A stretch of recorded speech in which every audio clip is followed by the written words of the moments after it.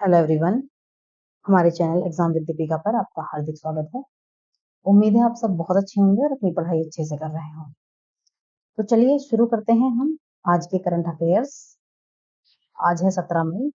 तो चलिए शुरू करते हैं आज की क्लास। हमारा पहला क्वेश्चन है, हाल ही में लॉरेंस वोंग ने किस देश के प्रधानमंत्री के रूप में शपथ ग्रहण की?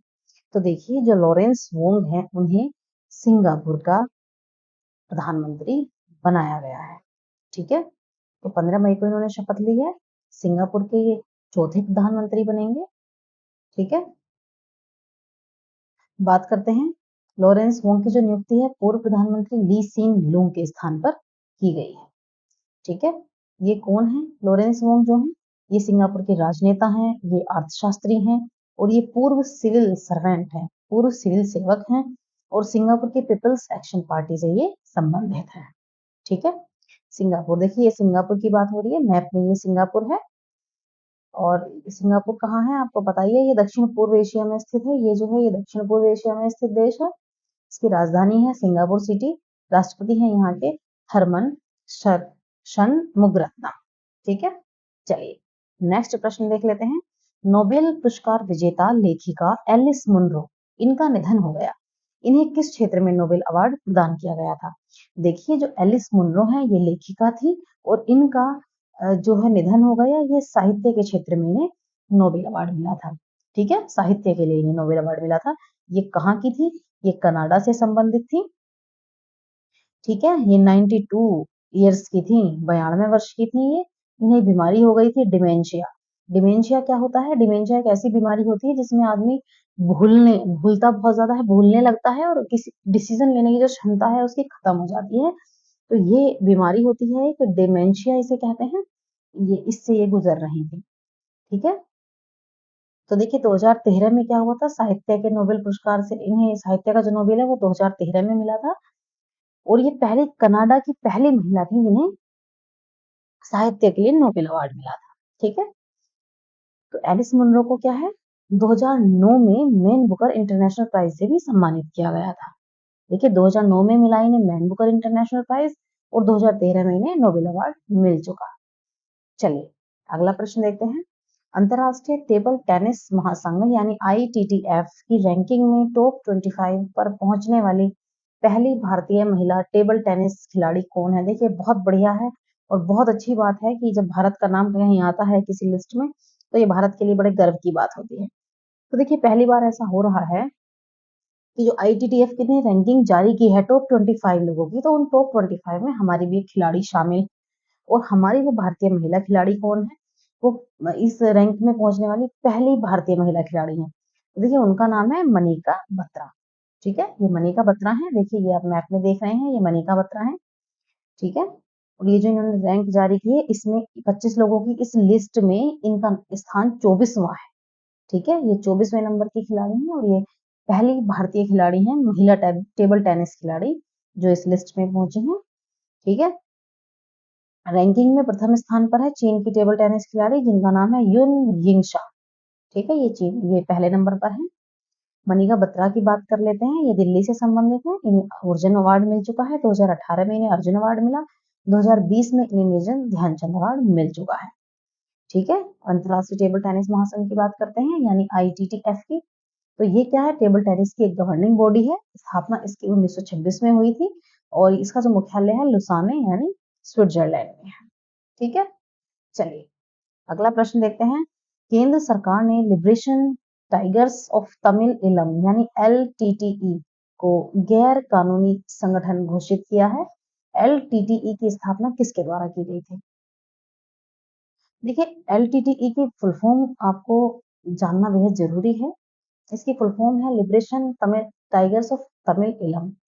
देखिए इसकी जब स्थापना की थी ये की थी बेलू पिल्लई पाकरन ने।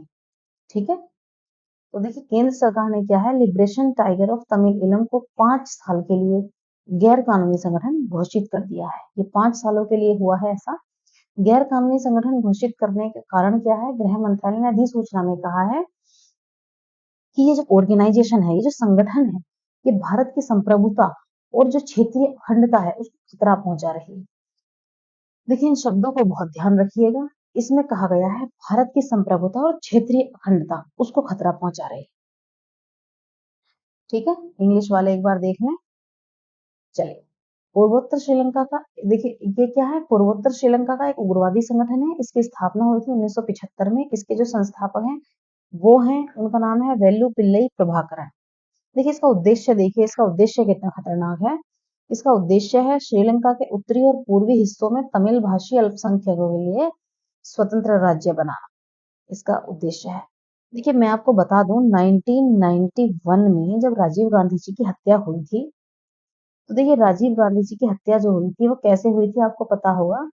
इनकी हत्या कैसे हुई थी, एक फीमेल ने अपने फूल माला लिए हुए थी और उसने ह्यूमन बॉम्ब अपने आप को मारने के लिए अपनी बॉडी में बॉम्ब बांध लिया था।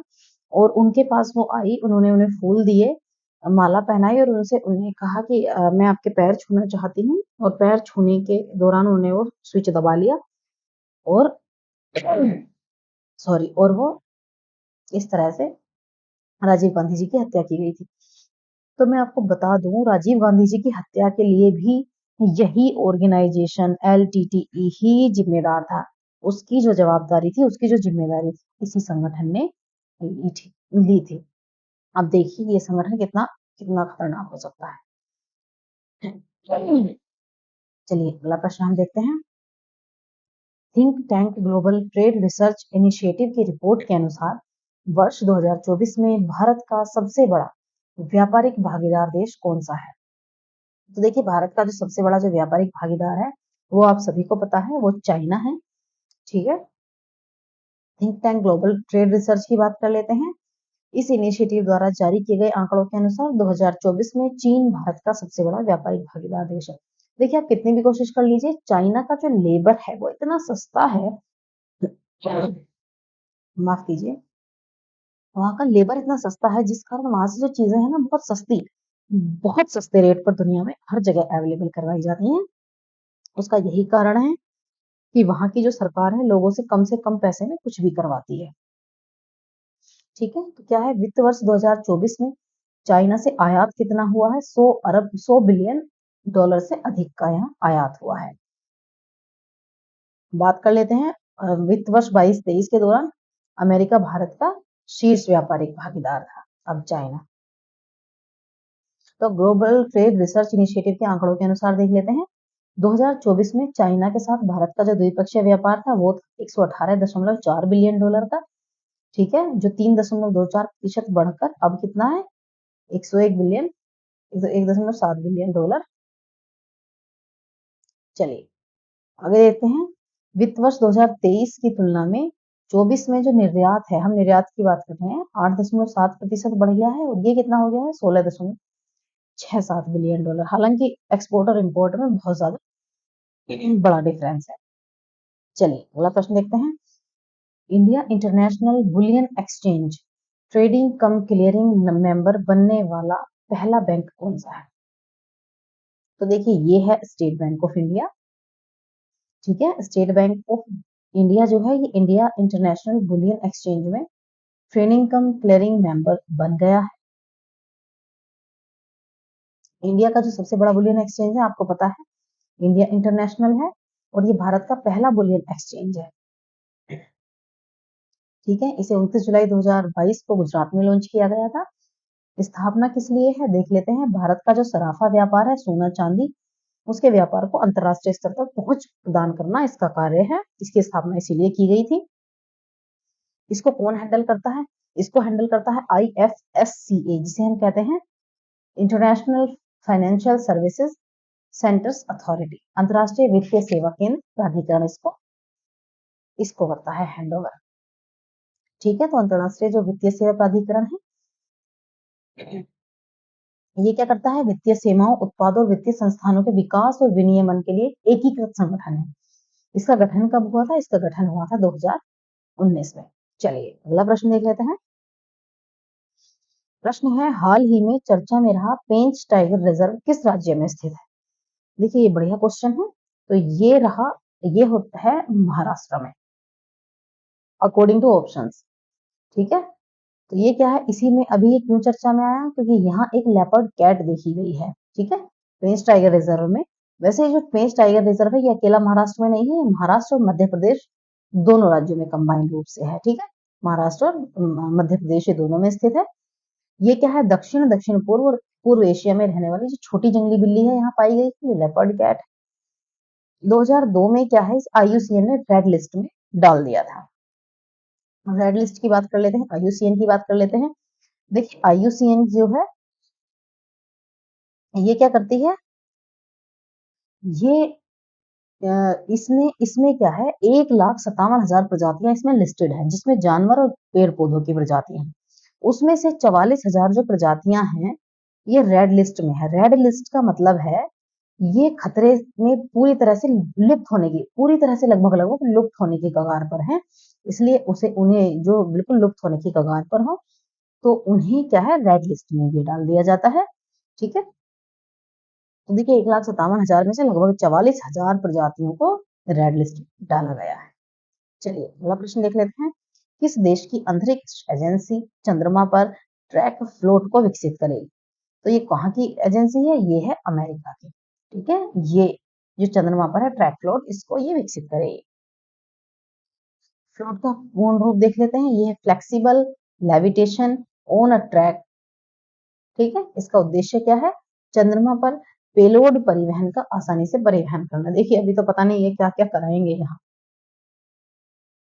ठीक है, अभी यहाँ ये इनका काम है पेलोड यहाँ परिवहन करना आसानी से। चलिए देखते हैं अगला प्रश्न देखते हैं, राष्ट्रीय डेंगू दिवस हम कब मनाते हैं? तो देखिए जो राष्ट्रीय डेंगू दिवस है वो हमारा 16 मई को मनाया जाता है।